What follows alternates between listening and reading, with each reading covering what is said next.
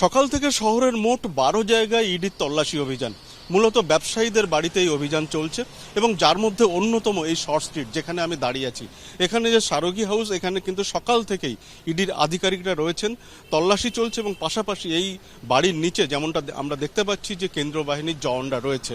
শুধুমাত্র এই short street নয়, শহরের অন্যান্য জায়গাতে অর্থাৎ খিদিরপুর সহ বেশ কয়েকটি জায়গাতে বিভিন্ন ব্যবসায়ীর বাড়িতে তল্লাশি চলছে।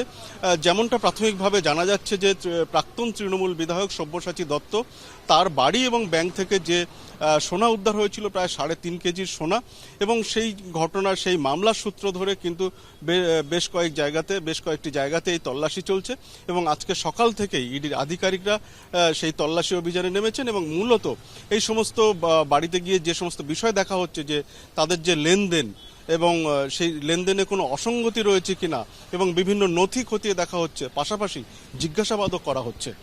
ক্যামেরায় সুবীর রায়ের সঙ্গে সত্যজিৎ বৈদ্য, এবিপি আনন্দ।